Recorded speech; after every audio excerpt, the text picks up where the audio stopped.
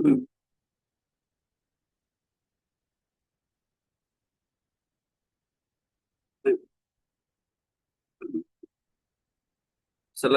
warahmatullahi wabarakatuh. Bismillahirrahmanirrahim. Alhamdulillahi hamdan katsiran thayyiban mubarakan fi kama yuhibbu rabbuna wa yardha.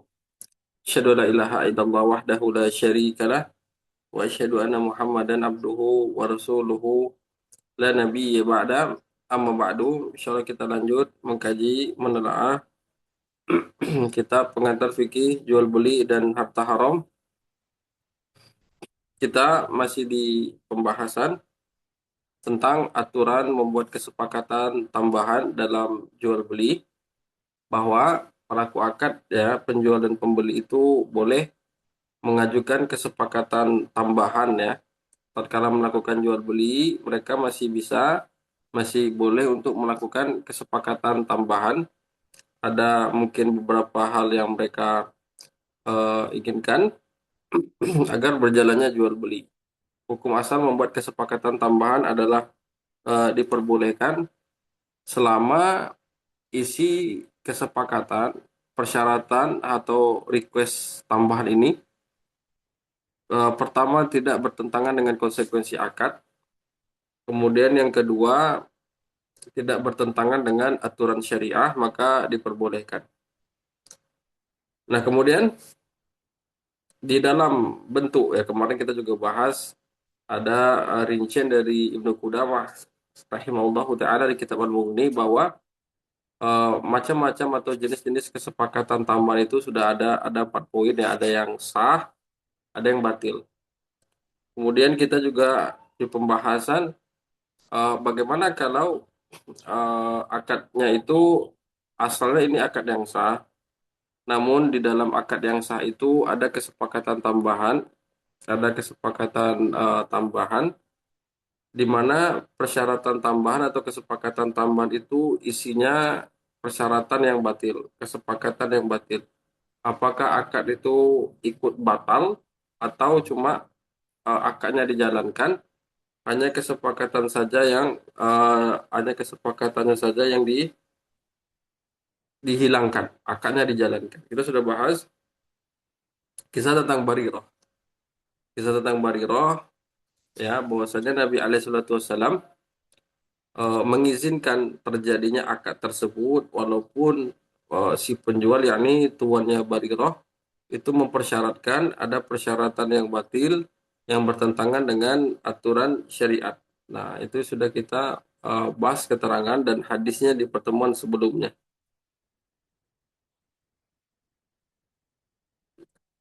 Kemudian di sini penulis mengatakan di halaman 166, Ibnu Qudamah menyebutkan bahwa ulama itu berbeda pendapat dalam kasus jika akad yang mengandung kesepakatan batil, apakah akadnya tetap sah atau akadnya itu batal. Maka ada dua pendapat dalam masalah itu. Nah, yang kita angkat kemarin kan kasus Barirah. Terjadi jual beli antara tuannya Barirah dengan Ibunda Aisyah radhiyallahu taala anha membeli Barirah selaku budak mukatab. Nah, budak itu kalau di zaman dahulu dan kalau di keterangan kita fikih para ulama, budak itu ada 5. Ada al-abdu al-kin, yaitu budak murni. Kemudian ada namanya budak mukatab. Budak mukatab yaitu budak yang sudah membuat perjanjian dengan majikannya bahwa si budak ini akan menebus, mencicil dirinya sendiri. Ya, sudah dijanjikan merdeka lah kalau dia bisa membayar dirinya sendiri. Ini namanya budak mukatab. Yang ketiga ada namanya budak mudabbar. Kalau budak mudabbar itu budak yang sudah ada juga pernyataan tuannya bahwa majikannya berkata, kalau saya meninggal, kamu merdeka. Berarti dia kebebasannya itu diikat, dipersyarati dengan kematian tuannya. Meninggal majikannya, otomatis dia merdeka. Itu namanya budak mudabar. Kalau kata nomor 2 tadi, dia bikin kesepakatan akan menebus dirinya sendiri. Kemudian yang keempat ada budak muba'ad. Budak muba'ad ini separuh budak, separuh merdeka. Ternyata ada juga seperti itu statusnya. Separuh dia budak, separuh dia merdeka. Ini dari mana asalnya? Misalnya ada budak ini dimiliki dua orang, si A dan si B memiliki budak. Si B telah memerdekakan yang saham dia, jatah dia di budak itu dia telah merdekakan. Si A tidak, maka dia separuh budak, separuh merdeka. Ini ada di kitab fikih para ulama. Kemudian ada namanya ummu walad. Ummu walad ini budak wanita disetubuhi tuannya, kemudian hamil dan melahirkan. Maka untuk ummu walad ini ketika tuannya tadi meninggal, ini otomatis merdeka juga. Itu dinamakan ummu walad. Dari kelima jenis budak, ya, mungkin agak meluas ya. Budak yang mendapat zakat atau mustahik ya dari kalangan budak itu cuma budak mukatab saja. Sekedar informasi.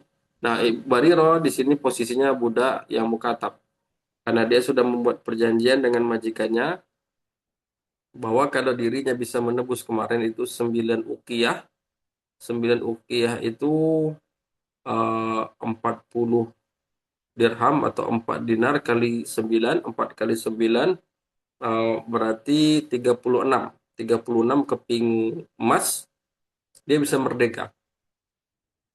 30 keping emas dengan asumsi zakat mal itu 20 keping.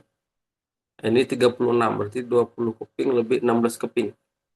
Ya hampir dua kali nisab ya. Itu itu zakat mal itu dia bisa merdeka. Bunda Aisyah menyanggupi. Cuma tuannya majikannya itu zolim.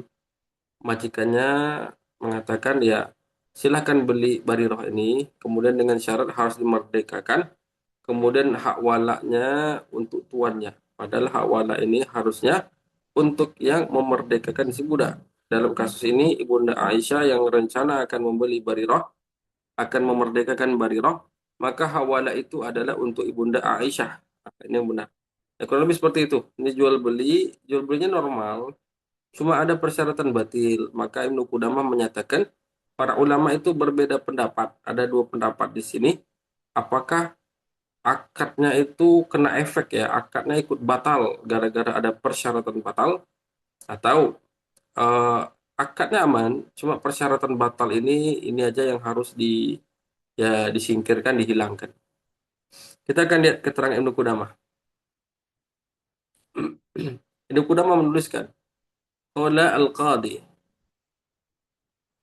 wal mansusu an Ahmada anna al-bai'a sahihun wa huwa zahiru kalamil khiraqi ahuna wa huwa qaulul Hasani wa Sya'bi wa Nakhai wal Hakam wa Ibni Abi Layla wa Abi Thawr. Berkata Al-Qadhi Abu Ya'la, mansus mansusu an Ahmad, ada nas atau yang ditegaskan, pernyataan dari Imam Ahmad yang ditegaskan oleh Imam Ahmad ibn Hambal bahwasanya jual beli seperti yang dipraktekkan Tuan Barirah tadi dengan Ibunda Aisyah ada persyaratan batil, itu jual beli yang sah, keterangan Imam Ahmad. Dan ini pendapat yang kuat, pendapat yang zahir, pendapat yang tegas, pendapat yang kuat dari al-ulama al-Khiraki di sini.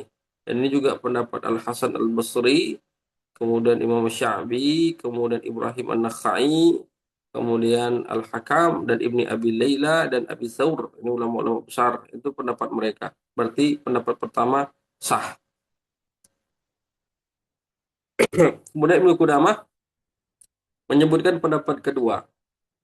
Wasaniyah al-bai'a atau al-bai'u fasidun wa huwa mazhabu Abi Hanifah wa Syafi'i li'anna an-nabiy sallallahu alaihi wasallam naha an bai'in wa syartin wa li'annahu syartun fasidun wa afsadal bai'a.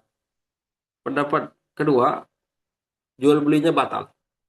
Jadi kalau ada jual beli secara khusus atau akad muamalah lainnya, misalnya sewa menyewa, akad kerja sama bisnis, kalau di dalamnya ada kesepakatan, ada klausul batil, klausul yang bertentangan dengan Quran dan Sunnah, maka akadnya batal. Ini pendapat kedua. Maka itu batal semuanya, nggak boleh terlibat. Ini pendapat kedua. Dan ini mazhab Abu Hanifah, pendapat Abu Hanifah dan Imam Syafi'i. Kenapa? Karena Nabi Alaihissalam itu melarang ya, melarang jual beli yang ada persyaratan, melarang jual beli dengan adanya syarat aneh-aneh, dengan adanya persyaratan tambahan. Nabi melarang adanya jual beli dengan persyaratan, dan karena itu syarat itu terlebih lagi ya, karena hal itu adalah syarat yang fasid, maka dia akan merusak jual beli.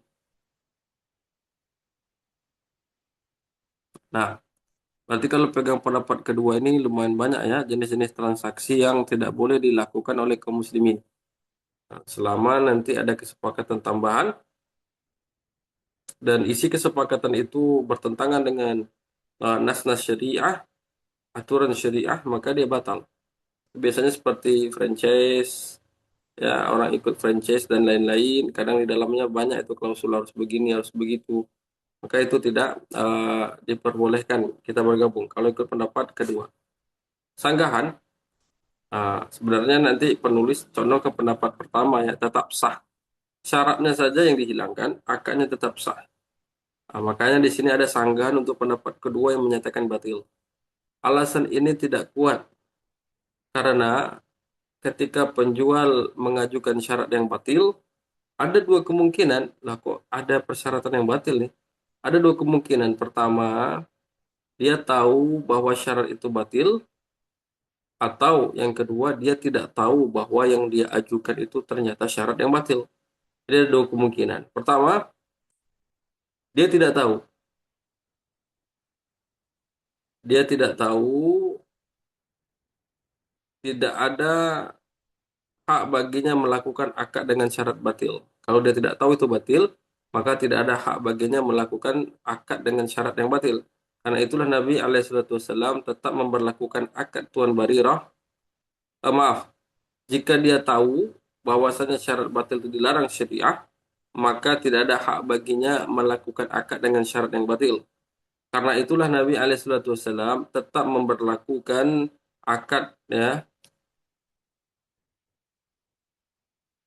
akad tuannya Barirah dengan Ibunda Aisyah. Karena Tuan Bariro itu sudah tahu pernyataan dia, persyaratan tambahan yang dia ajukan itu melanggar aturan syariat. Bahwa siapa yang membebaskan budak, dialah yang memiliki hak wala. Dia udah tahu, tapi tetap buat syarat tadi. Hanya Rasul lanjutkan saja dan tidak dianggap persyaratan yang dipinta oleh tuannya Bariroh tadi.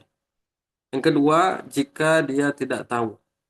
Jadi dia mengajukan persyaratan batil. Dan lumayan banyak ya, dewasa ini, banyak juga ya, orang-orang terjatuh dalam kesalahan praktek muamalah itu karena tidak tahu. Itu lumayan banyak. Karena tidak tahu. Jika dia tidak tahu, maka harus diberitahu. Dan jika setelah tahu penjual keberatan, penjual berhak untuk melakukan fasakh, membatalkan akad tadi. Ketika dia tetap bersedia lanjut, berarti dia sudah redho melakukan akad itu tanpa syarat yang batil. Maka syaratnya saja yang dihilangkan, sementara akadnya lanjut. Nah, setelah dikasih tahu, Pak, ini persyaratan seperti ini tak boleh di dalam syariat. Ini dilarang oleh syariat kita. Lihat respon, oh iya ya Pak, saya baru tahu ternyata itu tidak diperbolehkan.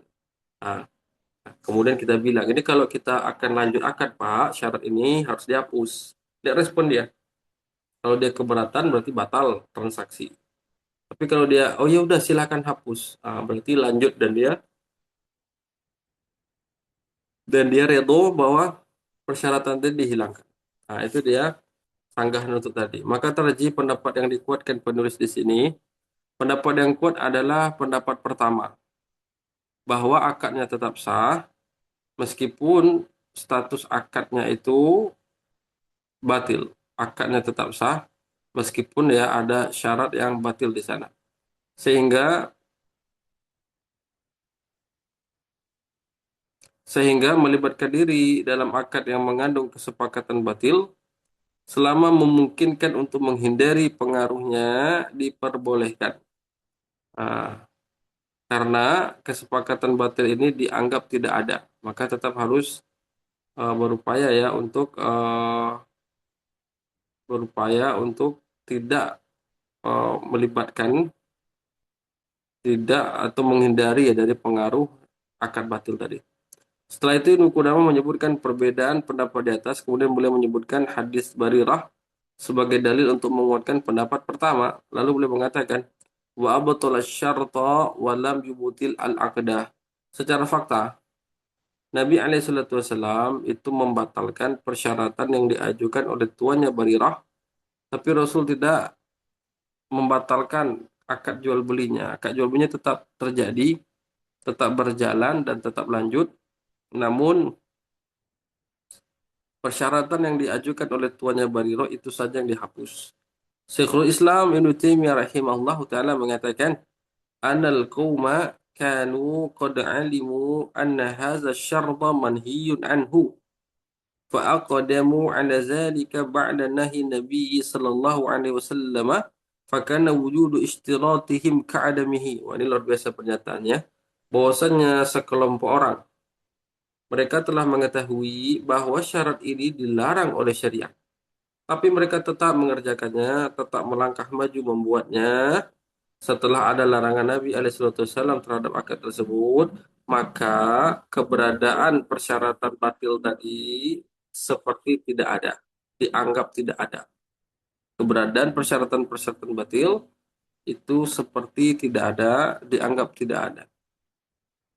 Syekhul Islam Ibnu Taimiyah rahimahullah taala juga menegaskan bahwa penjelasan Nabi Shallallahu Alaihi Wasallam kepada Ibunda Aisyah untuk menerima syarat itu, kadang kan Rasul yang pesan kepada Ibunda Aisyah, beli Barirah, ambil Barirah itu, iakan saja persyaratan tuannya, khuziha washtarati lahumul wala, innamal wala liman ataqa. Beli Barirah, iakan saja, setujui saja persyaratan tuan Barirah yang batil itu, sesungguhnya hak wala hanyalah untuk orang yang memerdekakan. Itu sabda Nabi alaihi salatu wassalam. Kita lihat keterangannya. Ibnu Taimiyah mengatakan, menegaskan bahwa penjelasan Nabi alaihi salatu wassalam kepada Ibunda Aisyah untuk menerima syarat itu bukan dalam rangka perintah, bukan dalam rangka memerintahkan agar Aisyah menerima syarat itu, bukan perintah untuk menerima syarat batil, namun sifatnya izin untuk menerimanya. Boleh kalau diterima, boleh tidak. Meskipun itu tidak berpengaruh sama sekali, tidak berpengaruh sama sekali baik diiyakan atau tidak. Artinya menerima syarat batil itu tidak berdosa dan nantinya syarat ini tidak diberlakukan. Jadi kita transaksi, ada poin, ada syaratnya, ini kita lihat ini syaratnya batil. Tentangan dengan Quran dan Sunnah. Silakan syarat ini silakan lanjutkan akad. Adapun syarat tadi jangan berlakukan, berlakukan. Kalau kita terima syarat batil tadi itu tidak berdosa, tapi syaratnya jangan diberlakukan. Ibnu Taimiyah juga mengatakan, wa bayyana li Aisyata anna ishtirataki lahumul wala la yadurruki falaysa huwa amrun bisyarat lakin iznan lil mushtari fi ishtiratihi idza atat idza abal bai'u ay yabi'a illa bihi wa ikhbaran lil mushtari anna hadza la yadurruhu wa yajuzu lil insani ay yadkhula fi misli dzalik. Dan beliau alaihissalam menjelaskan kepada Ibunda Aisyah bahwa menerima syaratnya kamu bahwasanya hak wala itu untuk mereka itu tidak membahayakanmu sedikit pun. Dan itu juga bukan perintah untuk menyetujui syarat tadi. Akan tetapi itu sekedar izin bagi pembeli tidak untuk mengiyakan persyaratan si penjual tadi apabila si penjual itu dia tidak akan mau menjual barang kecuali dengan persyaratan tadi. Kita pengen barang tadi. Cuma si penjual ini ketika mau jual pakai syarat yang batil. Maka kita terima syaratnya karena kita ada hajat kepada barangnya, tapi kita abaikan syaratnya sehingga itu tentu eh, kita abaikan syaratnya. Itu juga ikhbaran lil mushtari sebagai kabar bagi pembeli bahwasanya syarat seperti itu tidak membahayakannya dan boleh bagi seseorang untuk masuk untuk melanjutkan akad ya kalau ada hal-hal seperti itu. Jadi Ibunda Aisyah dibiarkan Rasul untuk melanjutkan akad, untuk melanjutkan akad yang ada persyaratan batil. Penjelasannya ini, Rasul ingin menjelaskan kepada Ibunda Aisyah bahwa menerima persyaratan bahwa sanya hak wala untuk mereka itu tidak membahayakanmu sedikit pun. Dan tadi yang itu tuh bukan perintah, bukan perintah, tapi itu sekedar izin bagi pembeli mempersyaratkan tadi. Nah, itu tadi intinya eh, terkait masalah akad itu. Kalau ini ada yang tanya, mungkin kita sedikit ya, jelaskan materi bahwa persyaratan itu kalau dia eh, ada yang batil, itu kalau bisa dihindari. Kalau bisa dihindari dan akad bisa dilanjutkan. Nanti mungkin kita lihat tanya jawab tadi, baru nanti kita akan lanjut. Kalau ada waktu kita lanjut lagi. Ini kan bedah kasus nih tentang fenomena denda, ada denda nih, ada persyaratan denda, klausul denda ketika telat nih membayar rekening listrik atau tagihan telepon. Nah, ini kita akan bahas ini. Ini kan kita jual beli jasa, jasa listrik, jasa telepon, mungkin jasa PDAM. Air saya tidak tahu kalau di Jabodetabek ada enggak PDAM ini. Kalau beberapa wilayah di Sumbar itu kadang ada PDAM namanya. Itu kadang kalau telat bayar, bukan bulanan ya, telat bayar itu ada denda. Demikian juga PLN ini mungkin yang pasca bayar. Yang dulu kan banyaknya pasca bayar. Kalau prabayar itu kan token ya, itu aman. Jadi kita lihat itu kalau telat-telat bayar, misalnya tanggal 20, kalau kayak pasca bayar PLN, kalau akhir itu saya tidak tahu tanggal 5 atau tanggal berapa, itu ada denda. Kita akan lihat akar itu. Cuma ini ada tanya jawab, mungkin kita masuk ke tanya jawab sebentar, tidak apa-apa. Oke, Bismillah. Ahsanallahu ilaikum jami'an. Amin. Izin bertanya Pak Ustadz, saya membeli barang secara online untuk dijual kepada keponakan saya. Namun ketika hari barang tersebut diantar ke rumah, ternyata saya sedang safar dan di rumah tidak ada orang. Akhirnya karena darurat, saya minta keponakan untuk menerima barang tersebut karena hanya dia yang paham kondisi barang tersebut. Keponakan tinggal 20 kilometer jaraknya dari rumah saya. Karena ragu keuntungan dari penjualan tersebut, saya berikan kepada infak umum dan saudara miskin karena khawatir tidak halal. Apakah tindakan saya ini benar? Ini ada pertanyaan selanjutnya. Apakah boleh ibu saya mewakilkan diri saya untuk menerima barang jualan saya ketika ibu saya sedang menginap di rumah keponakan saya? Ibu saya menginap di rumah keponakan saya. Mohon solusi nasihatnya Pak Ustadz Taib. Nah, di sini eh, sedang jual beli nih. Ini jual beli. Jadi yang bertanya ini kan membeli barang secara online dan barang ini kebetulan akan dijual kepada keponakan. Berarti ini bibinya, ya. Kalau nanya perempuan ini bibinya penjual, keponakannya pembeli. Namun qadarullah pada suatu hari itu karena pergi keluar rumah sedang safar ya, nggak ada yang terima barang. Kemudian minta tolong pula kepada keponakan selaku pembeli tadi untuk menerima barang tersebut. Karena hanya dia yang paham kondisi barang. Keponakan tinggal 20 kilometer jaraknya dari rumah. Nah, jual beli seperti ini nanti ada kaedah, ada larangan ittihadu mujib wa qabil. Ittihadu al-mujib wa al-mujib wa qabul atau ya makbulun. Ada larangan biasanya ittihadu al-mujib wal qabul ya. Ada larangan eh, orang yang ijab dan qabul ini orangnya sama. Kata ya. Ada larangan bahwa orang yang ijab dan orang yang qabul orangnya sama. Ini dilarang. Nah, kalau dalam jual beli ada juga larangan nanti mewakilkan. Penjual menunjuk satu wakil.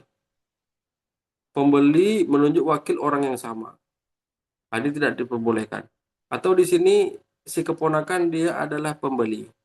Lah kita penjual karena berhubung sedang safar, kita minta tolong, berarti kita mewakilkan pula kepada keponakan. Jadi dia statusnya bingung statusnya. Pertama dia pembeli, di posisi yang sama dia juga diamanahi menjadi wakil penjual. Jadi terkumpul sama dia penjual dan pembeli. Jadi dilarang oleh para para ulama. Nah, dilarang oleh para ulama karena dikala ini posisi keponakan adalah pembeli. Jangan pula dia menjadi wakil dari sisi penjual, kan bingung tuh. Dia beli, dia selaku penjual ia juga, pembeli ia juga. Semoga yang bertanya paham ya. Maka ini saya lebih condong kepada pendapat tidak diperbolehkan ini. Karena kalau ibu minta tolong dia yang ngambil ngecek, berarti si keponakan menjadi wakil ibu, yaitu penjual. Dan dia posisinya juga pembeli. Ah, itu kalau tergabung. Kemudian yang kedua, kalau keponakan tadi beli, ibu suruh langsung ambil barang sendiri di sana, maka ibu belum melakukan takobut, melanggar pula hadis Nabi Alaihissalam. La tabi' hatta takbiroh. Jangan jual sampai barang itu engkau terima. Maka untuk kasus seperti ini kan idealnya ya kalau kejadian. Kalau kejadian, keponakan minta tolong selamatkan barang karena letaknya di luar ya, diamankan dulu. Maka nanti pas ibu selesai safar, baru ulang akadnya. Ini saya kasih solusi ya. Kalau seperti ini langsung tidak boleh. Karena posisi hanya dua kemungkinan tadi itu. Pertama, keponakan selaku pembeli dan wakil ibu selaku penjual. Tidak mungkin diri dia penjual, diri dia pembeli. Nah, itu tidak bisa. Tidak real jual beli namanya. Itu dilarang. Yang kedua, kalau ibu selaku penjual, ibu beli barang online, ibu jual kepada keponakan, kemudian keponakan langsung ambil barangnya karena ibu tidak ada di lokasi, maka posisi ibu belum menyentuh barang, melanggar hadis Nabi Alaihissalam, la tabi'hu hatta taghbidah. Jangan pernah jual kembali barang yang baru engkau beli sebelum engkau serah terima. Nah, ini duanya melanggar. Maka yang bisa bagaimana solusinya? Solusinya ini untuk ke depan kalau terjadi lagi nih, untuk yang lain, maka mungkin minta tolonglah keponakan tadi mengamankan barang. Setelah itu, mungkin ketika ibu balik safar, mungkin mampir ke rumah keponakan tadi, ibu ambil barang tadi kan tadi cuma nitip tuh, jagain dulu gitu ya, belum boleh berakad. Setelah ibu datang, maka ibu terima barang tadi. Setelah ibu serah terima, maka ibu sudah terkumpul ya, ibu beli akad sudah, ibu takabut serah terima sudah, baru boleh jual kepada keponakan. Ini solusinya. Nah, sekarang ini udah terjadi karena ada ragu tentang keuntungannya. Nah, ini benar ya, keuntungannya ada keraguan di sana bahkan terlarang ya. Dari penjualan tersebut saya berikan kepada infak umum atau saudara miskin karena khawatir tidak halal. Ini boleh. Nah, karena nanti keuntungannya itu bermasalah. Karena tadi transaksi seperti tadi, karena itu melanggar ketentuan, itu ada masalah di sana, maka langsung sudah dikeluarkan makan ya. Langsung dikeluarkan kepada infak umum, fasilitas umum dan fakir miskin. Jawabannya boleh. Ah, itu tadi yang ibu lakukan kedua ini bagus. Ini namanya konsekuensi tobat. Jadi kalau ada harta haram yang masuk, apa maksud harta haram? Ya harta haram itu berarti didapat dengan cara yang tidak sesuai syariat atau dengan cara yang melanggar hadis Nabi. Contohnya yang telah terjadi ini. Nah, ada harta haram masuk ke kita, kemana alokasinya Ustaz? Pertama tobat kepada Allah, yang kedua dikeluarkan harta haram tadi, ya ini dia untuk infak umum. Infak umum ini maksudnya fasilitas umum ya, jangan kepada fasilitas keagamaan atau dikasihkan ke fakir miskin. Nah, kalau ada saudara jauh yang miskin bisa menerima.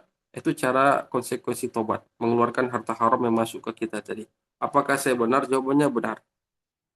Kemudian pertanyaan selanjutnya, apakah boleh ibu saya mewakilkan diri saya untuk menerima barang jualan saya ketika ibu saya sedang menginap di rumah keponakan saya? Mohon solusi dan nasihatnya Pak Ustadz. Baik, kalau ibu misalnya eh, ini kan bukan pedagang ya. Kalau bukan pedagang, maka boleh enggak ibu menjadi wakil? Jawabnya boleh. Nah, ibu tadi menjadi wakil ibu. Kemudian berarti ini nenek jatuhnya ya.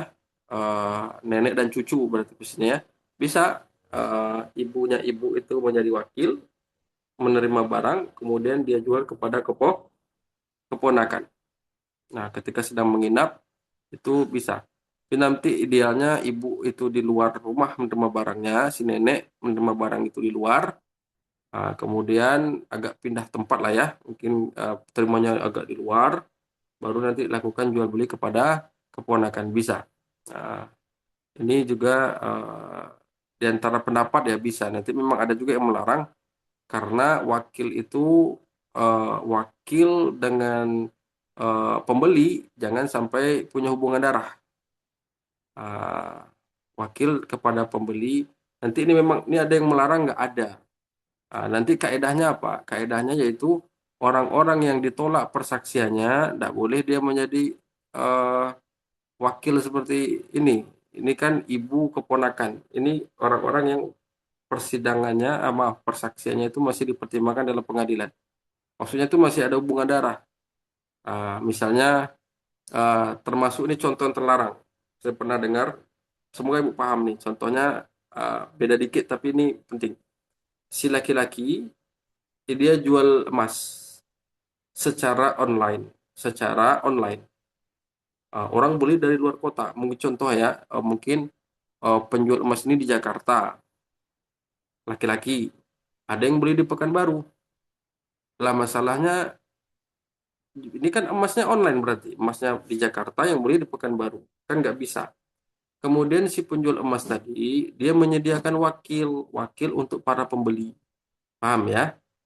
Ternyata wakilnya istrinya gitu. Jadi dia penjual emas, nanti istrinya untuk wakil dari para pembeli. Berarti dari Pekanbaru itu kalau beli, langsung menjadikan istri si penjual sebagai wakil. Maka kirim uangnya kepada istri penjual, nanti istri penjual transaksi jual beli dengan suaminya. Ini dilarang karena suami istri dia punya hubungan darah. Maka ada yang melarang ibu dan cucu ini juga dekat hubungannya. Ah, si ibu menjadi wakil dari penjual, yang beli adalah keponakan.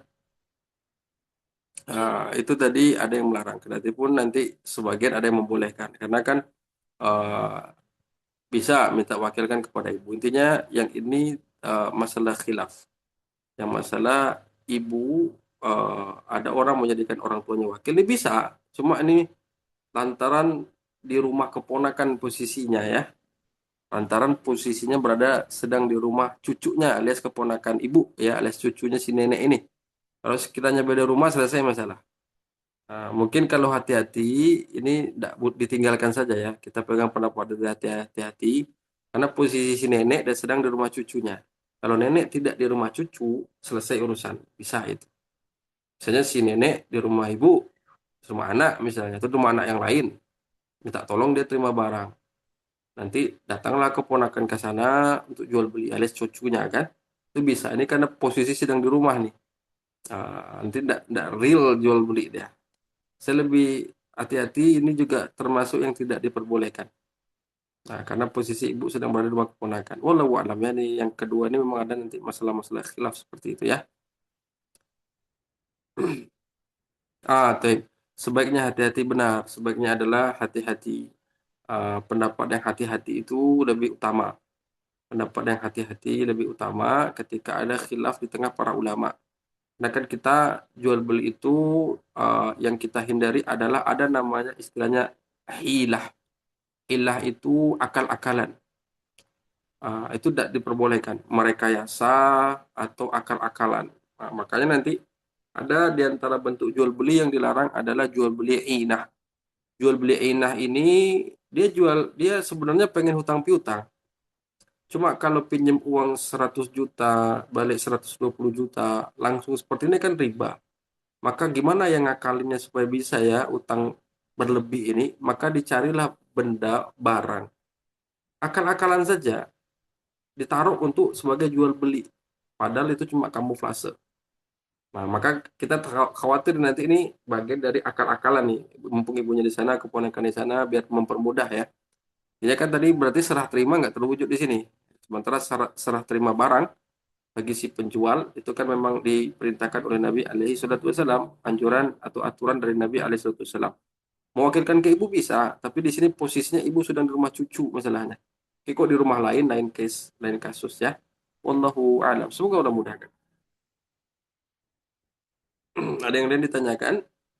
Ini karena sedang mengetik berarti.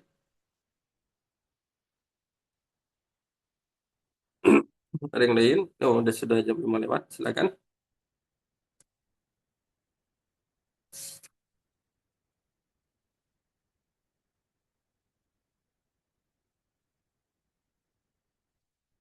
Tidak ada. Tapi, kalau tidak ada, maka kita akhiri sallallahu ala nabiyyina Muhammad wa ala alihi wa ashabihi ajma'in wa akhiru da'wana alhamdulillahi rabbil alamin.